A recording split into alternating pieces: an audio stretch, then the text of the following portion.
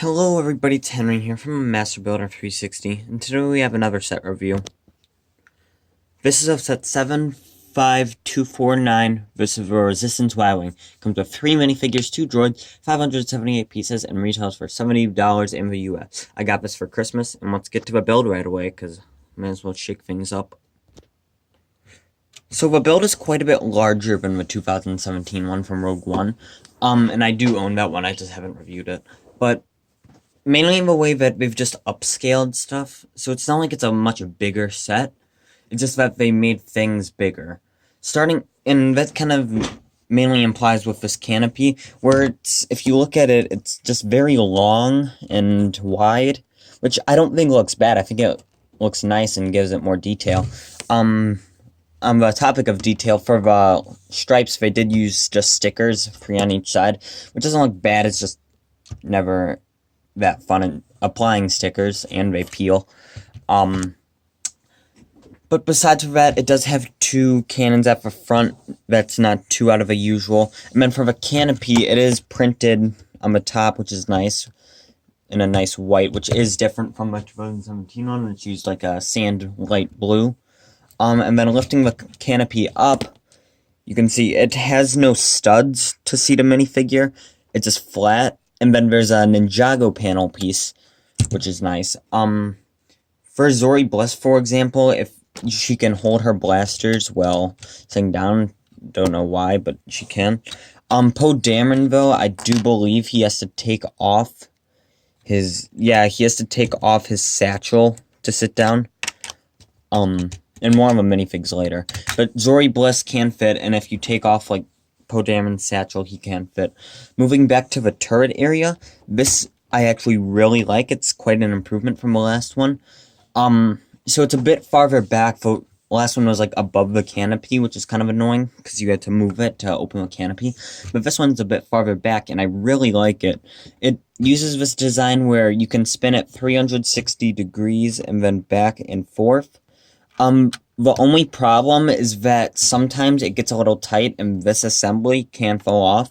But as long as you're being fairly gentle with it, it won't happen. And it just feels very smooth, just like turning it around. And it just looks very good. And it's like a new idea that they use, but it looks really good. Shoot in all directions except down, of course. And then this area is where you put the droid. The only complaint I have with it is that you can see some blue Technic pins sticking out on both sides, which isn't that noticeable, but if you have it displayed at certain views, you can see it. But the compartment is pretty similar to most of the ones we've done in the last few years. You just turn the droid's head, and bada bing, bada boom, he's there. For this middle segment where you put the bomb, it does look very nice. I really like the greebling used. It just looks very good. I like how they use stuff like that arm. That's a good piece usage. And then for the bomb compartment itself, it's nicely shaped so that it fits a bomb perfectly. And all you do is take one of these bombs. It comes with 3 in the set. There are 3 pieces. Drop it in and turn it. It's comfortably holds 2, but if you hold one in on the bottom and drop one in, then you can hold 3, which it works pretty well. And then to drop the bombs, you just go to the back, and that's a cool piece usage. I don't know if that's exclusive. I don't think it is, but and then you turn this to drop them. The only problem is that that does have a red pin sticking out, but it kind of matches with the rest of the set, or it could be looked at as like an extra thruster maybe, so it fits in pretty well. And then to drop it, you just drop each one, and it looks pretty good. Also on the underside, on each side of where the bombs drop, there is a spring-loaded shooter on each side, so 2 included in the set, and you just push down from the top. And that's how all spring-loaded shooters have ever worked in the history of spring-loaded shooters. Also on the bottom, the last thing on the bottom is the landing feet, which are pretty basic but work very well. You can fold. Oh shoot! These bombs that keep rolling. You can fold them down for flight position and then take them back up. Oh shoot! And they do their job very well. as their job is very simple. The last part of a build is these engine pods, which are longer than the 2017 one, but I think they look really nice. Just kind of enlarged, like I said earlier. For the caps of them, they don't use the golf ball piece, which is actually one of the first times we've ever not used that. Instead, they use like a wheel, like a, I forget what it's called, but like a nozzle, and then just some pieces to cover it up. They use a sticker on each side for the detailing, which doesn't look awful, but, you know, just putting on stickers, I guess. And then they used that right there, which looks good. The worst part of a build, I would say it's a very enjoyable build, but the worst part is building 8 of these. It just takes a while, they're repetitive, and it makes you think about poor life decisions. But besides for that, you look at the end of it, and that actually looks really good. And the same build, except like symmetrical or whatever, is on this side too. Besides for that, that is a build, and let's take a look at those minifigs. The most interesting figure in the set has to be Zori Bliss. She is not actually exclusive to this set. She comes in this, and then in 2020, January, she comes in a micro fighter of this set, which I do want to get, but we'll see. So she's not hard to get. She is going to come in that $10 set, but she's still a really cool and well done figure. She has some nice torso printing, and she has some holsters on, or printed on her legs that aren't actually usable, but they still look really cool. She's like a pirate, basically. And this, but besides that, you don't know much about the character, actually. Some back printing, which is nice. She comes with these silver flintlock pistols, which look really cool, and yes, you do get an extra. So those are really cool and useful for different, just mocks or whatever. Her helmet is also very interesting, as it's a new piece that's dual molded, and it just has that cool extension on the back, and it just looks very cool.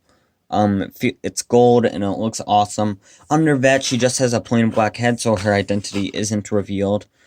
And besides that, yeah, that's Zori Bliss, but she's an awesome, awesome figure that I think is just a contributing factor to getting this set. Next is Poe Dameron, and him in this outfit is exclusive to this set, because no sets have been revealed to have him like this. He's coming in the new X-Wing, but with a pilot uniform, so this is exclusive. His, like, explorer outfit. He has some nice torso printing. I'll take off the satchel quick. Alright, he has some nice torso printing, which looks like a scarf.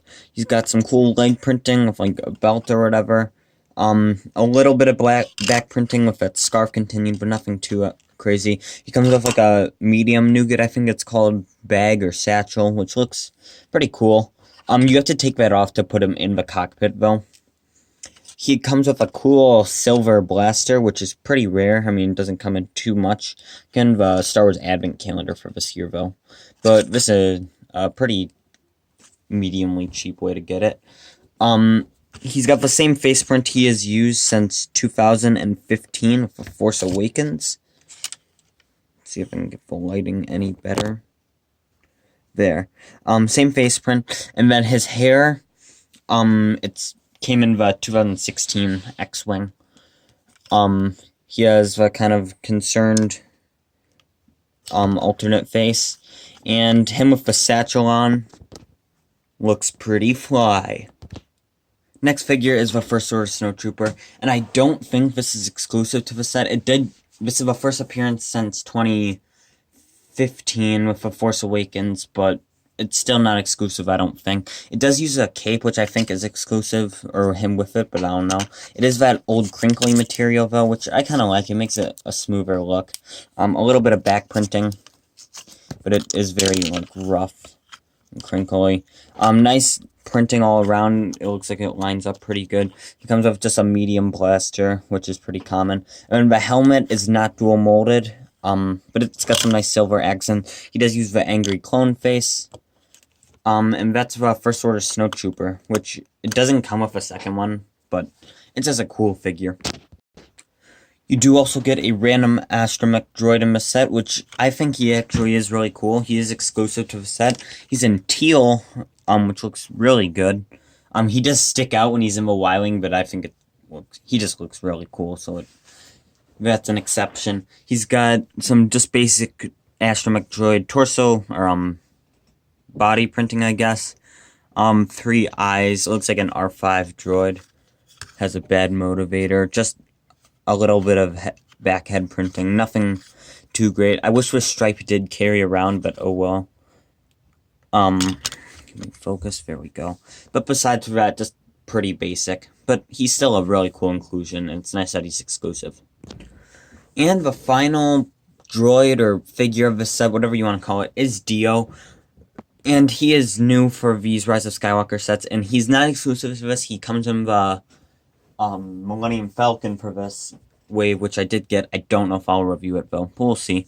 But anyway, but he is adorable, and he's one new piece.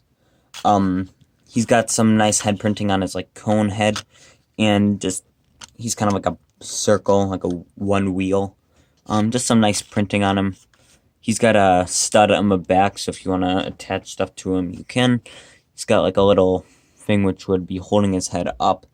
And he's just very cool. He does have one stud, or anti-stud, so you can have like a figure holding him.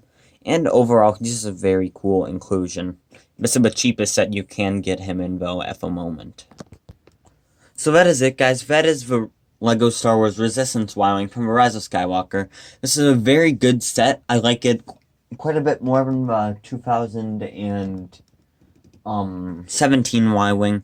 No real complaints. It's the worst part about it is building the 8 Technic pulls, but that's not a complaint of a set, that's just the build. But besides that, yeah, it's a really good set. I really like it. I think it's worth the $70 it cost. I did get it for Christmas, but also if you go to like Walmart, you can get it for $56. So I would definitely think it's worth that price. But besides that, if you guys got the set, tell me what you think in the comments below, and I'll see you in the next review. See ya, and bye.